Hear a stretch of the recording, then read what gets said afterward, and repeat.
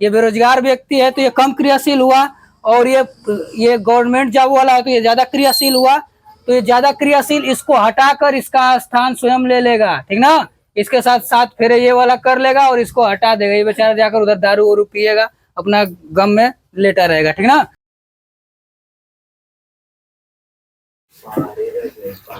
Hello everyone, एक special classes में आप सभी का दिल खोलकर स्वागत है। शिक्षा वह शेरनी का दूध है जो जितना पिएगा उतना दहाड़ेगा। तो चलिए इसी के साथ आज के क्लास की शुरुआत करते हैं। हम लोग जो है रासायनिक अभिक्रिया पढ़ रहे हैं, ठीक ना। रासायनिक अभिक्रिया में 3 प्रकार जो है हो चुका है, 2 प्रकार हो चुका है और दूसरे वाले का 3 प्रकार और था, वो सब हो चुका है, ठीक है। संयोजन अभिक्रिया, वियोजन अभिक्रिया, और वियोजन अभिक्रिया बाह्य कारकों से के प्रभाव से संपन्न होती है, और बाह्य कारक प्रकाश, ऊष्मा और विद्युत होते हैं, ठीक ना। तो इन तीनों के आधार पर 3 भागों में बांटा गया, वो सब हो चुका है, ठीक ना। आज हम लोग आगे का पढ़ेंगे विस्थापन या प्रतिस्थापन अभिक्रिया, ठीक है। विस्थापन या प्रतिस्थापन, विस्थापन या प्रतिस्थापन का मतलब होता है आप अगर मैथमेटिक्स में पढ़े होंगे तो प्रतिस्थापन विधि से समीकरण को हल किया जाता है ना। तो एक से मान निकालकर दूसरे में ले जाकर रख दिया जाता है। एक समीकरण से मान निकाला जाता है x या y का और दूसरे में रख दिया जाता है। कुछ उससे ही मिलता जुलता ये भी है, ठीक ना। ये भी उसी से मिलता जुलता है कि एक जगह से एक तत्व को, जो ज्यादा क्रियाशील तत्व होता है, कम क्रियाशील तत्व को वहां से हटाकर, ठीक ना, उसका स्थान वो ले लेता है, ठीक है। तो ये विस्थापन अभिक्रिया कहलाती है। विस्थापन में भी 2 प्रकार की विस्थापन अभिक्रिया होती है, एक एकल विस्थापन और एक द्विविस्थापन, ठीक ना। मतलब दोनों तरफ से, अगर वो पहला वाला तत्व दूसरे वाले की जगह पर जाएगा, दूसरा वाला पहले वाले की जगह पर आ जाएगा, ठीक ना। तो ये होती है प्रतिस्थापन या विस्थापन अभिक्रिया। चलिए इसके बारे में लिखते हैं, फिर बताते हैं और अच्छे से। वह अभिक्रिया, वह रासायनिक अभिक्रिया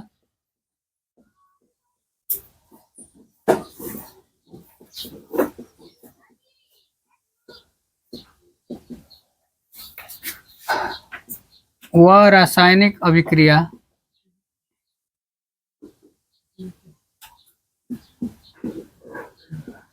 जिसमें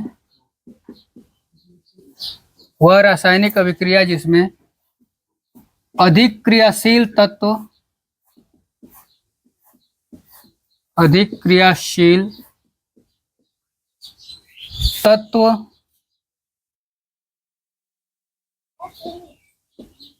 कम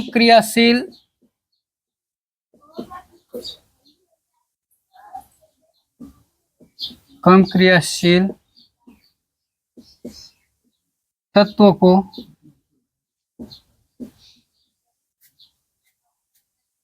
उसके यौगिक से विस्थापित या प्रतिस्थापित करके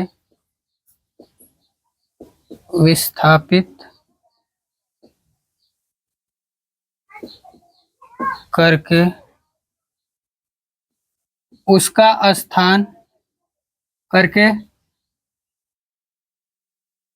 स्वयं उसका स्थान ले लेते हैं, स्वयं उसका स्थान ले लेता है।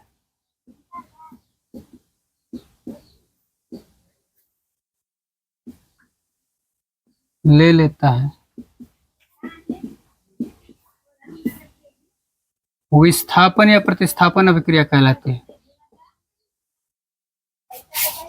विस्थापन या प्रतिस्थापन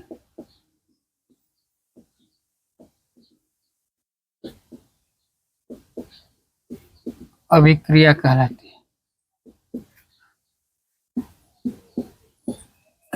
है।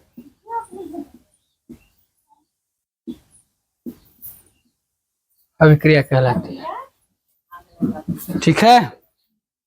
तो समझिए, विस्थापन या प्रतिस्थापन अभिक्रिया में क्या होता है, वह रासायनिक अभिक्रिया जिसमें अधिक क्रियाशील तत्व, जो ज्यादा ताकतवर होता है, जो जिसमें क्षमता ज्यादा क्रिया करने की होती है ना। ज्यादा क्रियाशील का मतलब वो जल्दी से अभिक्रिया कर लेता है, ठीक ना। तो जब वह अभिक्रिया जिसमें अधिक क्रियाशील तत्व कम क्रियाशील तत्वों को उसके यौगिक से विस्थापित करके स्वयं उसका स्थान ले लेता है, तो यह रासायनिक अभिक्रिया प्रतिस्थापन या विस्थापन अभिक्रिया कहलाती है, ठीक ना। डिस्प्लेसमेंट और सब्स्टिट्यूशन रिएक्शन, ठीक ना। अब देखिए इसमें एग्जाम्पल देखेंगे, इसमें भी दो प्रकार की रासायनिक अभिक्रिया होती है। अच्छा, इसका पहले एग्जाम्पल लिख सकते हैं यहाँ पे एग्जाम्पल में,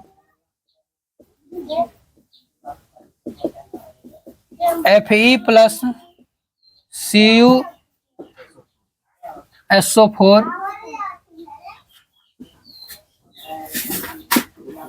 it gives out FeSO4 plus Cu, ठीक ना। देखिए जो आयरन होता है, ठीक है ना, आयरन कॉपर से अधिक क्रियाशील तत्व है, ठीक है, आयरन कॉपर से अधिक क्रियाशील तत्व है, इसलिए कॉपर को विस्थापित कर दिया है, हटा दिया है और उसका स्थान स्वयं ले लिया है, ठीक ना, समझ रहे हैं। ठीक ऐसे ही जैसे आप दैनिक जीवन में देखते हैं, ठीक ना, जैसे मान लीजिए कोई बेरोजगार है, ठीक है, बेरोजगार का किसी के साथ रिलेशन चल रहा है ना, और जैसे ही गवर्नमेंट जॉब वाला आता है और उस प्राइवेट वाले को विस्थापित करके उसका स्थान स्वयं ग्रहण कर लेता है, नहीं तो समझो कि ये जो है ना गवर्नमेंट जॉब वाला है, ये प्राइवेट वाला घुमक्कड़ है, बेरोजगार व्यक्ति है, ठीक है, ये बेरोजगार व्यक्ति है तो ये कम क्रियाशील हुआ, और ये गवर्नमेंट जॉब वाला है तो ये ज्यादा क्रियाशील हुआ, तो ये ज्यादा क्रियाशील इसको हटाकर इसका स्थान स्वयं ले लेगा, ठीक ना, इसके साथ साथ फेरे ये वाला कर लेगा और इसको हटा देगा, ये बेचारा जाकर उधर दारू वारू पिएगा, अपना गम में लेटा रहेगा, ठीक ना, समझ रहे हैं। तो जब अधिक क्रियाशील तत्व कम क्रियाशील तत्व को उसके यौगिक से विस्थापित करके उसका स्थान स्वयं ले लेते हैं, ठीक ना, तो उसे विस्थापन या प्रतिस्थापन अभिक्रिया कहते हैं, ठीक है, तो इसको नोट कर लेंगे फिर आगे बढ़ते। अब विस्थापन अभिक्रिया जो होती है, विस्थापन अभिक्रिया दो प्रकार की होती है, ठीक ना, पहली हो गई एकल विस्थापन अभिक्रिया, ठीक है, सिंगल डिस्प्लेसमेंट रिएक्शन, मतलब सिंगल मतलब एक तत्व का जो है विस्थापन होगा, ठीक ना, जैसे बताएं आपको एग्जांपल देकर, वैसे ही होगा इसमें एकल विस्थापन अभिक्रिया में, जब अधिक क्रियाशील तत्व कम क्रियाशील तत्व को हटाकर उसका स्थान स्वयं ग्रहण कर लेता है तो उसे एकल विस्थापन अभिक्रिया कहते हैं, या फिर विस्थापन अभिक्रिया भी उसी को कह सकते हैं। लेकिन द्विविस्थापन में परस्पर विनिमय हो जाता है, अदला बदली हो जाता है, ये वाला हटाएगा उसको तो वो वाला उसके स्थान, मतलब अपना स्थान बदल लेते हैं ना, अधिक क्रियाशील कम क्रियाशील तत्व को हटाकर उसके स्थान पर जाएगा, तो कम क्रियाशील तत्व जो होगा पर इसके पहले वाले के अधिक क्रियाशील वाले तत्व के स्थान पर आ जाएगा, ठीक ना, तब उसे द्विविस्थापन कहते हैं। इसमें एग्जाम्पल लिख लें, उदाहरण वो वाला लिखे थे वो भी इसी का एग्जाम्पल था, ठीक ना, एकल विस्थापन, क्योंकि एक ही तत्व विस्थापित हो रहा था। अब इसमें लिखिए और जेडियन, जिंक जो होता है, जिंक भी कॉपर से ना अधिक क्रियाशील तत्व है, ठीक है, CuSO4, तो ये भी क्या करेगा, जिंक भी कॉपर को हटा देगा, ठीक ना, समझ रहे हैं ना, जिंक भी कॉपर को हटाकर उसका स्थान ले लेगा।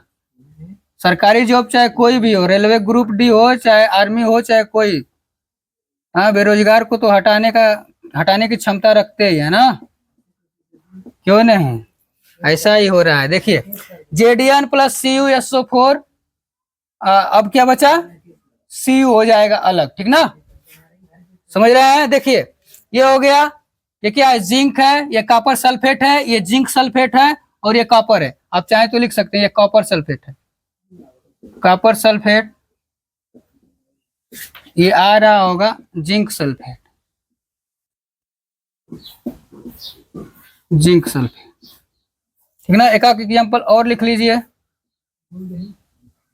लिखिए Pb plus CuCl2, Pb plus CuCl2, कमजोर कॉपर ही पड़ रहा है, नहीं कॉपर को सब विस्थापित कर दे रहे हैं। अब Pb भी इसको लेड जो है ये विस्थापित करके ये भी इसका स्थान ले लेगा और कॉपर को हटा देगा, ठीक ना। लेड क्लोराइड है, कॉपर क्लोराइड को लेड क्लोराइड में बदल जाएगा, कॉपर क्लोराइड। सी में देखिए जेडन प्लस FeSO4, अभी क्रियाशीलता श्रेणी पढ़ाएंगे तो आपको पता चल जाएगा कौन जो है तत्व ज्यादा क्रियाशील होता है, कौन तत्व कम क्रियाशील होता है, ठीक ना। अब यहाँ पे जेडन जो है Fe से आयरन से ज्यादा क्रियाशील है ये, ठीक ना। अब ये ज्यादा क्रियाशील है तो ये इसको हटाएगा, तो क्या हो जाएगा, ZnSO4 प्लस Fe हो जाएगा, ठीक ना। और लिख सकते हैं, चलिए इतना ही नोट कर लीजिए। अब देखिए, विस्थापन या प्रतिस्थापन अभिक्रिया का दूसरा जो प्रकार है द्विविस्थापन अभिक्रिया, ठीक ना, डबल डिस्प्लेसमेंट रिएक्शन। इसमें दोहरा विस्थापन होता है, परस्पर अदला बदली कर लेते हैं, ठीक ना, विनिमय कर लेते हैं। लिखेंगे इसमें वे रासायनिक अभिक्रियाएं जिनमें वे रासायनिक अभिक्रियाएं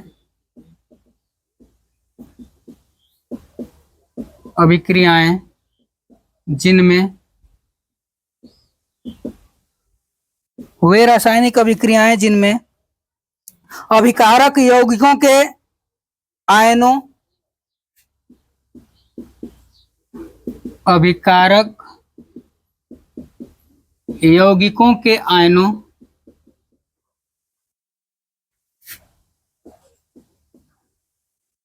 आयनों अथवा मूलकों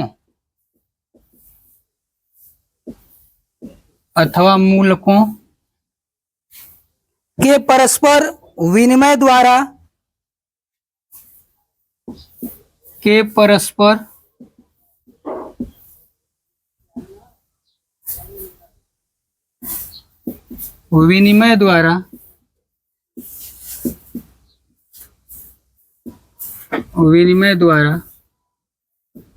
नए उत्पाद बनते हैं।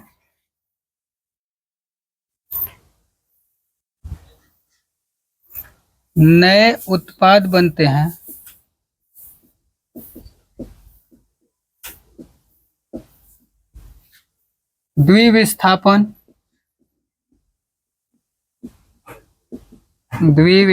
अभिक्रिया कहलाती है।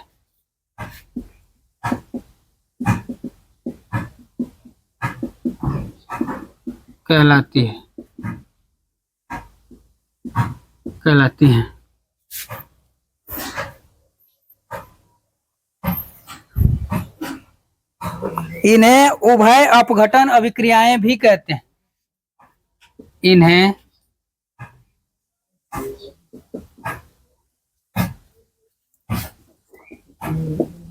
उभय अपघटन, इसको ब्लैक कलर से लिख लेंगे, मतलब इसको चिन्ह कर लेंगे, ठीक ना, किसी तरह।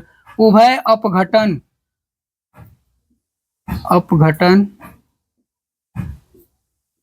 अपघटन अभिक्रियाएं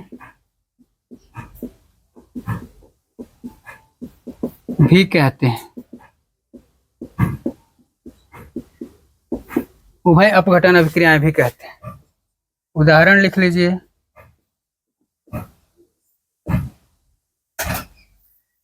उदाहरण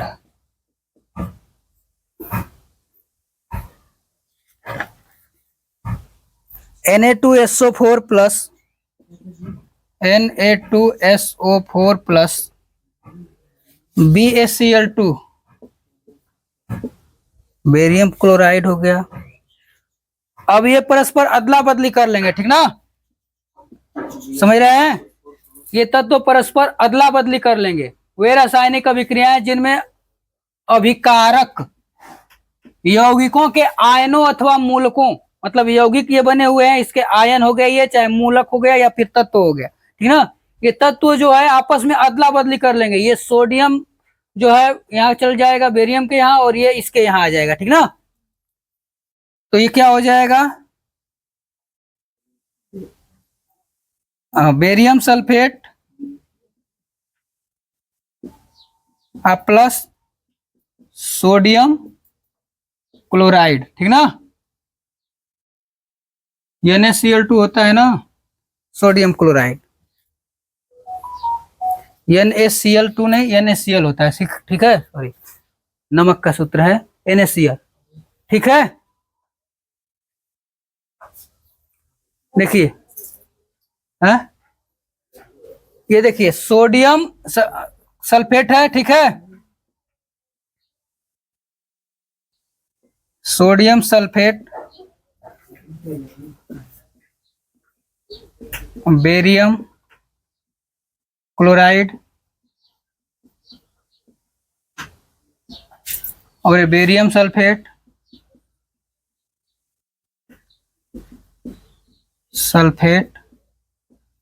और सोडियम क्लोराइड। साधारण नमक ये है, ठीक है। देखिए इसको, ये हो गया आपका सोडियम सल्फेट। जब बेरियम क्लोराइड से अभिक्रिया करता है तो ये जो तत्व होते हैं एक दूसरे में विनिमय कर लेते हैं, परस्पर अदला बदली कर लेते हैं, ठीक ना। ये इसका इसका स्थान ले लेगा और ये वाला इसका स्थान ले लेगा, वही हुआ है। सोडियम जो है क्लोरीन के साथ चला गया है, ये इसके साथ आ गया है, और बेरियम जो है सल्फेट के साथ चला गया है, ठीक ना। तो इसमें द्विविस्थापन अभिक्रिया हो रही है, 2 बार विस्थापन हो रहा है, ये वहां जा रहा है, वो यहाँ आ जा रहा है, तो इसीलिए इसको द्विविस्थापन अभिक्रिया कहते हैं, ठीक ना, परस्पर अदला बदली के द्वारा, ठीक है। इसको बैलेंस कर लेंगे। ये सोडियम 1 है, इधर सोडियम, इधर 2 है सोडियम, इधर 1 है, 2 कर लेंगे। 2 किए हैं सोडियम तो क्लोरीन 2 हो गया, इधर क्लोरीन कितना है, 2 है, ठीक है। ये तो बेरियम 1 है, बेरियम 1 है, क्लोरीन सल्फेट सब सही है, ठीक ना, नोट कर लेंगे। तो देखिए नंबर 4, ठीक ना, पहला संयोजन अभिक्रिया, दूसरी वियोजन, तीसरी कौन सी थी अभी पढ़े हैं, विस्थापन या प्रतिस्थापन, और ये चौथी अभिक्रिया होगी ऊष्माक्षेपी अभिक्रिया, ठीक ना। ऊष्माक्षेपी अभिक्रिया में क्या होता है कि ऊष्मा उत्सर्जित होती है इसमें, ठीक ना, ऊष्मा उत्सर्जित होती है। जब अभिक्रिया होगी ना तो उसमें से ऊष्मा निर्मुक्त होगी, ऊष्मा निकलेगी, ठीक है, तो इसको ऊष्माक्षेपी अभिक्रिया कहते हैं, ठीक ना। वे रासायनिक अभिक्रिया जिसमें ऊष्मा निर्मुक्त होती है, ठीक ना, तो ऊष्माक्षेपी अभिक्रिया कहलाती है। एक होती है ऊष्मा शोषी, उसमें क्या होती है कि ऊष्मा जो है अवशोषित होती है, वायुमंडल से ऊष्मा उसमें आती है, ठीक ना, और इसमें से ऊष्मा निकलती है, अभिक्रिया होती है। तो लिखे इसमें वे अभिक्रियाएं, वे रासायनिक अभिक्रियाएं जिनमें, वे रासायनिक अभिक्रियाएं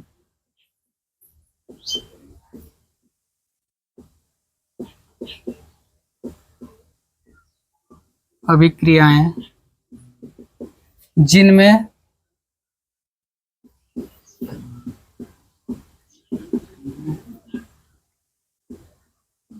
ऊष्मा निर्मुक्त होती है, वे रासायनिक अभिक्रियाएं जिनमें ऊष्मा निर्मुक्त होती है,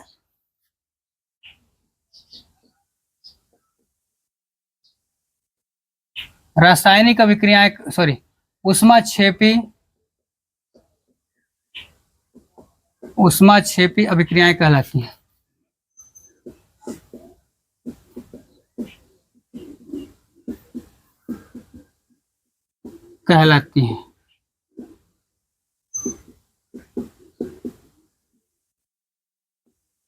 ऊष्माक्षेपी अभिक्रियाएं कहलाती हैं। इसमें निर्मुक्त ऊष्मा को, ये तो पहले भी आपको बता दिया गया है कि ऊष्मा जब निर्मुक्त होती है तो उसे उत्पाद की ओर प्लस चिन्ह लगाकर लिखते हैं, ठीक ना, और ऊष्मा जब अवशोषित होती है तो उसको उत्पाद की ओर माइनस चिन्ह लगाकर लिखते हैं। तो इसमें निर्मुक्त ऊष्मा को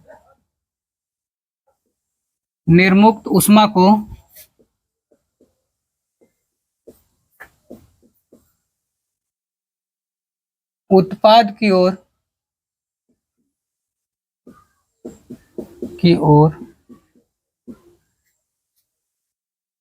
धन चिन्ह लगाकर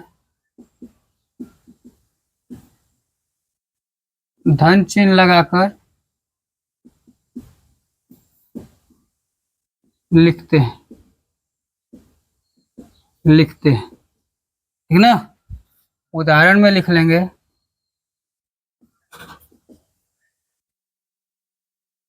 उदाहरण लिखिए, कार्बन को ऑक्सीजन की उपस्थिति में जलाने पर कार्बन ग्रेफाइट के रूप में यहाँ लिख दे रहे हैं। कार्बन के कई अपरूप होते हैं, ठीक ना, यहाँ पे ग्रेफाइट है, इसको वायु की उपस्थिति में जलाएंगे जब, ठीक ना, तो कार्बन डाइऑक्साइड गैस निकलती है। ग्रेफाइट मतलब जानते हैं ना, ग्रेफाइट देखे हैं कि नहीं, पेंसिल में जो रड लगी होती है, पेंसिल लिखने वाली, ठीक है, उसमें रड होती है, वो ग्रेफाइट ही होती है, ठीक ना। कार्बन के कई अपरूप होते हैं, समझ रहे हैं। कार्बन का हीरा भी कार्बन का ही अपरूप होता है, कोयला कार्बन का ही अपरूप होता है, ग्रेफाइट होता है, ठीक ना, और काजल जो होता है वो भी कार्बन का ही अपरूप होता है, ठीक है। फुलेरीन होता है, ठीक है। आगे पढ़ना है उसको। ग्रेफाइट है ये, कार्बन जो है ग्रेफाइट के रूप में यहाँ है। ऑक्सीजन की उपस्थिति में इसको जलाने पर, ठीक ना, जलाने पर कार्बन डाइऑक्साइड गैस निर्मुक्त होती है। हाँ, और इसमें ऊष्मा क्षेपी अभिक्रिया है ना, तो 94 किलो कैलोरी ऊष्मा निर्मुक्त होती है, किलो कैलोरी, ठीक ना, 94 किलो कैलोरी। ये आपको याद करना पड़ेगा। अब ये थोड़े आप जानेंगे कि कैसे कितना होगी, ठीक ना। आप वहां जब अभिक्रिया हुई होगी तब इसको मापा गया होगा, ठीक ना, कितनी ऊष्मा उत्पन्न हो रही है, कितनी ऊष्मा निर्मुक्त हो रही है, तब जाकर ये बताया गया, ठीक है, ठीक ना। तो कार्बन को ऑक्सीजन की उपस्थिति में जलाने पर, यहाँ जलाया जा रहा है इसको, ठीक है। आप चाहे तो यहाँ लिख सकते हैं जलाने पर, नहीं तो आप समझ सकते हैं कि इसको जलाने पर क्या होता है। ऑक्सीजन की उपस्थिति में जलाएंगे तो कार्बन डाइऑक्साइड गैस निकलती है और 94 किलो कैलोरी ऊष्मा निर्मुक्त होती है। एक और एग्जाम्पल लिख लेंगे। मेथेन को, CH4 जो होता है मेथेन ना, ऑक्सीजन की उपस्थिति में इसको भी जब दहन करेंगे, इसका भी जलाएंगे, ऊष्मा निर्मुक्त हो रही है, तो जाहिर सी बात है दहन किया जा रहा होगा, ठीक ना। कार्बन डाइऑक्साइड प्लस H2O बनता है, कार्बन डाइऑक्साइड प्लस H2O। और H2O जानते हैं किस रूप में, H2O वाष्प के रूप में, गैस के रूप में बनता है, ठीक ना, H2O वाष्प के रूप में बनता है। यहाँ ये मेथेन है, इसको मेथेन कहते हैं। ये ऑक्सीजन जानते हैं, ये कार्बन डाइऑक्साइड जानते हैं, ये जल है, ठीक ना, वाटर।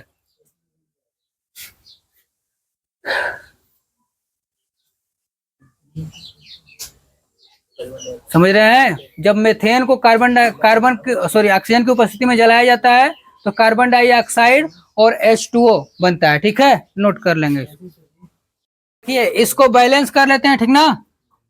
अब यहाँ पर भी ऊष्मा निर्मुक्त होती है, कितना भी ऊर्जा इसमें निर्मुक्त होती है, ठीक है, समझ रहे हैं, प्लस करके लिख सकते हैं। अब देखिए बैलेंस करेंगे तो क्या हो जाएगा, H2 इधर 1 है, इधर हाइड्रोजन 4 है ना, तो इसको 4 बनाइए। अब कार्बन 1 ऑक्सीजन 2 ऑक्सीजन 2, ठीक है, हो गया। 4 ऑक्सीजन है, अच्छा, इधर 2 और 2 4, ठीक ना, तो यहाँ लिख दीजिए 2, हो जाएगा 4। अब हो गया, ठीक ना।